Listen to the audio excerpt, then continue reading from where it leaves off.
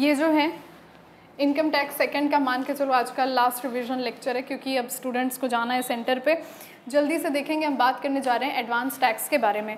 Students छोटी छोटी चीज़ें एडवांस टैक्स के बारे में, पर ये चैप्टर रेलिवेंटली इंपॉर्टेंट है MCQs पॉइंट ऑफ व्यू से। एडवांस टैक्स के बारे में एक बात याद रखिएगा, एडवांस टैक्स को हम पे एज यू अर्न स्कीम भी कहते हैं।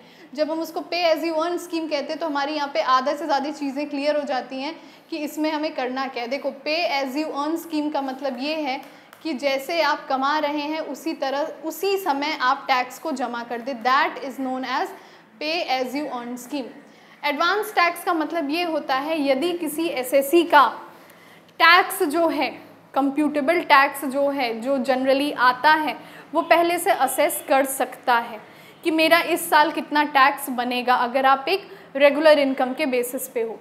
तो जो आपके साल के अंत में टैक्स बन रहा है यदि वो 10,000 से ज़्यादा है तो आपके ऊपर एडवांस टैक्स का प्रोविज़न एप्लीकेबल हो जाता है।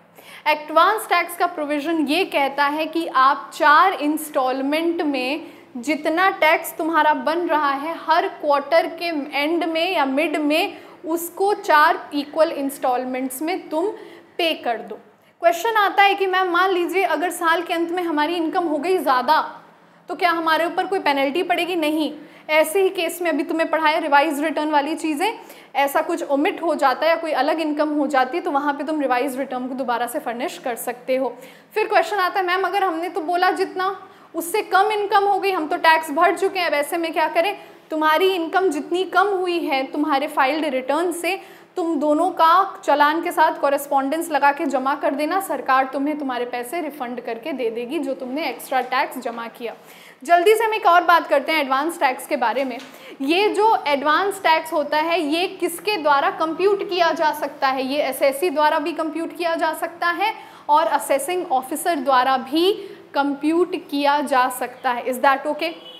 उसके बाद यहाँ पे एक और चीज़ समझो, जब कोई असेसिंग ऑफिसर द्वारा इस इनकम को हम कंप्यूट कर रहे हैं तो असेसिंग ऑफिसर कौन सी इनकम, भाई असेसिंग ऑफिसर को तो नहीं पता है ना कि 10 साल से असेसी की इनकम कितनी हो रही है, तो असेसिंग ऑफिसर उसके पिछले साल का ITR निकालेगा और अगर वो ITR रेलिवेंट प्रूफ होता है एग्जैक्ट पिछले साल के इनकम पर ही वो उसको इस साल भी एडवांस टैक्स देने को बोलता है। Is that okay?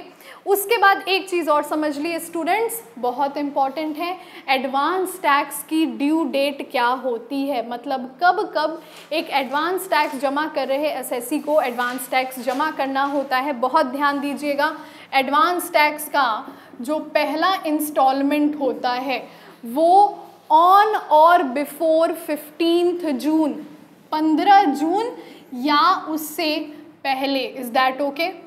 दूसरा इंस्टॉलमेंट कब जमा करना होता है? दूसरा इंस्टॉलमेंट आपको 15 सितंबर या उससे पहले। तीसरा इंस्टॉलमेंट कब जमा करना होता है? 15 दिसंबर। देख रहे हो सब क्वार्टर के मिड में जा रहा है ये, 15 दिसंबर या उससे पहले। और आखिरी इंस्टॉलमेंट खुद बताओ, 15 मार्च या उससे पहले। ये होती है एडवांस टैक्स की ड्यू डेट। और अब जल्दी से रेट की बात कर लेते हैं, किस रेट पे तुम्हें एडवांस टैक्स अपना पे कर देना। देखो, पहले वाले इंस्टॉलमेंट में आपको देना होता है 15%, दूसरे वाले इंस्टॉलमेंट में एडवांस टैक्स का 45%।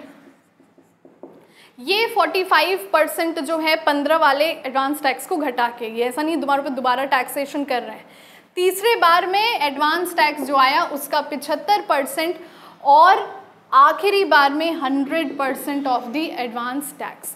इस तरह से आप एडवांस टैक्स की पेमेंट 4 इक्वल इंस्टॉलमेंट्स में ना करके इन रेट्स पे करते हैं। Is that okay? ये था एडवांस टैक्स का chapter. With that being said, all the best, अच्छे से करके आना पेपर।